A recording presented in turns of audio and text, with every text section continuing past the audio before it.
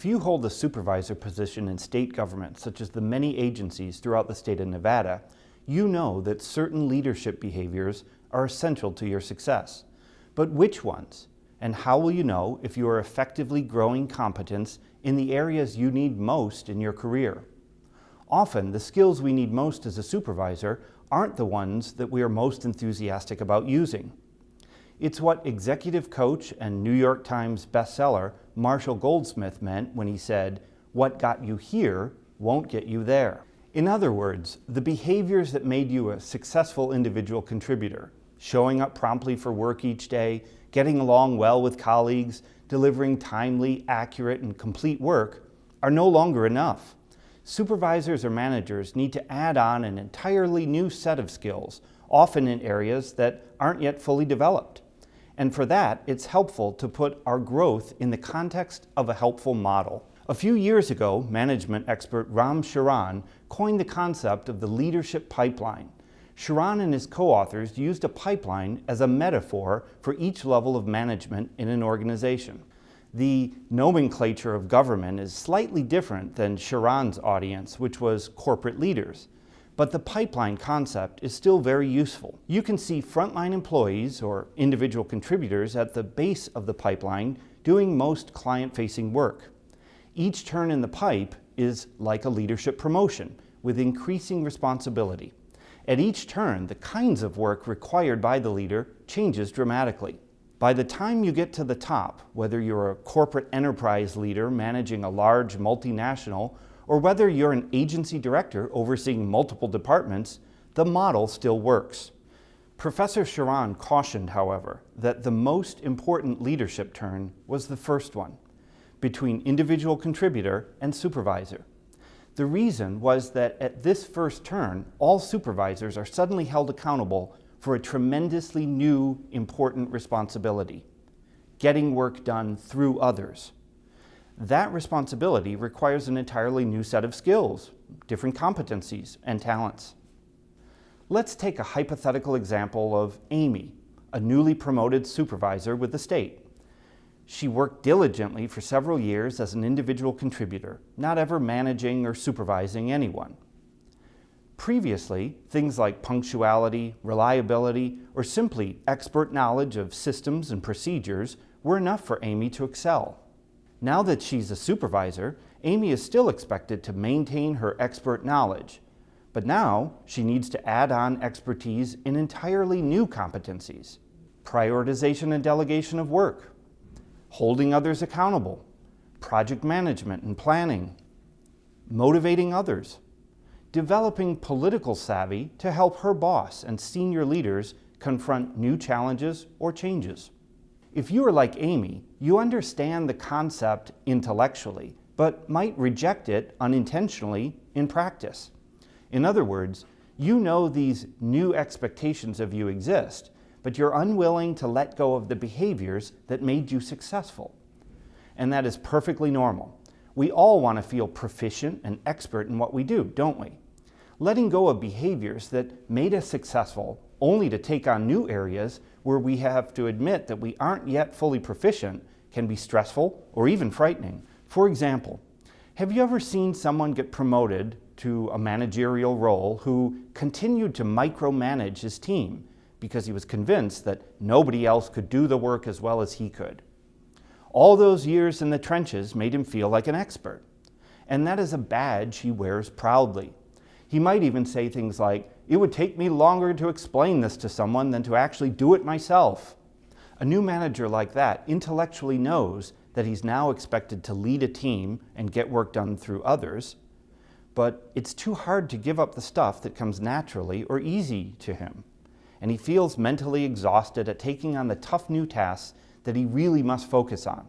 Refusing to let go of day-to-day operations or an inability to learn the new skill of delegation means that the leader cannot concentrate on the new responsibilities like long-term planning, budget, or team motivation that are now crucial to his success. Eventually, trying to do all of that overwhelms him, and the new projects, deadlines, and deliverables all get clogged up because the supervisor never mastered this most important leadership evolution. If that behavior isn't corrected, it will likely derail that supervisor's career. The Office of Employee Development with the State of Nevada's Department of Human Resource Management has designed a series of 8 classes for supervisors to help them tackle the core competencies of being a leader. The series is unique because, unlike some of our department's other offerings, which require a cohort-based program that meets every month, the courses in supervisor skills can be taken a la carte at the convenience of the supervisor in either Carson City or Las Vegas. Each session takes a deep dive into building tactical skills in important leadership areas and lets you share insights and knowledge with other supervisors. One helpful and easy mental model that we talk about in our first class is called the 4 roles of the supervisor. Recognize that throughout any given day, or certainly throughout any work week, all supervisors must nimbly and seamlessly shift through each of these roles to have well-balanced leadership. You might colloquially think of it as taking off and putting on different hats throughout the different hours of the workday or throughout the duration of a work week. For example, let's say it's Monday, and our supervisor, Amy, knows that she's got some long-term projects that she'll need to establish timelines and project plans for. It's deep thinking that requires focusing on big-picture goals and learning how to think about the team's successful implementation of them. That'll require her to dutifully put on her planner hat and spend time thinking through target dates, calendars, and which employees will get which assignments. She's going to need to figure out how to establish check-ins to make sure that work is getting done on time, as well as be responsive to her boss's changes or things that might pop up, such as changes in regulation or bills in the legislature. Perhaps later that same day, the organizer role of Amy's job takes precedence, so she'll need to take off that planner hat and instead put on her organizer hat, fully concentrating on how she will operationalize her planned goals requires a completely different cognitive approach. It can be hard to mentally pivot in this way. Amy may now need to think about how she'll plan or prioritize work for her team. For example, the organizer role may also require Amy to draft a new work performance standards document for a position she's been approved to hire in the next few weeks. Assigning and delegating tasks requires a different kind of game face for Amy. She'll also have to work a different side of her brain as she concentrates on budget matters for the quarter.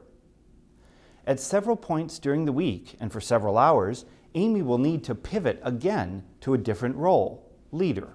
She's responsible for being communicator-in-chief by building relational capital with her team members, managing conflict, helping to motivate underperformers, and inspiring everyone by establishing the shared values, mission, and passion to get things done.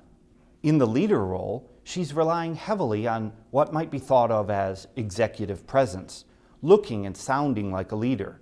She may at times need to be inspiring, using the right language to articulate vision and purpose. Alternatively, Amy might need to help remind her team by clarifying goals and objectives so that they feel motivated and build a collective identity with shared values. At its core, when Amy is in leader role, she is culture building, establishing what kind of department and agency she and her people will lead. If Amy is an introvert, these tasks might be especially hard, but she'll need to summon the courage to get out of her office and make sure she invests a lot of face time with her colleagues. Once again, she is pivoted into a different role, and she may have to move in and out of that role hour by hour each day. The controller hat of Amy's job comes in at some point during the week as well. Maybe she's communicating work expectations to a new employee, monitoring employee performance, or giving timely feedback. She may also need to sharpen her writing skills so that she can write and conduct thoughtful performance reviews. These are not easy tasks because Amy never had to do many of them as an individual contributor. Some are way out of her comfort zone, and she may at times feel like, I've never been trained to do these things. How can I ever meet my boss's expectations? But even in these times of feeling uncertain, Amy gets some strength from thinking about the tasks as part of one of 4 larger roles that she must inhabit, and that gives her confidence to try her best. The 4 roles of the supervisor model helps Amy because it's a cognitive concept that she can keep in her head and tell herself each time that she changes task that, hey, now it's time for me to pivot. This keeps her focused and less likely to fall back into simply doing the things that she is comfortable with. It keeps her growing.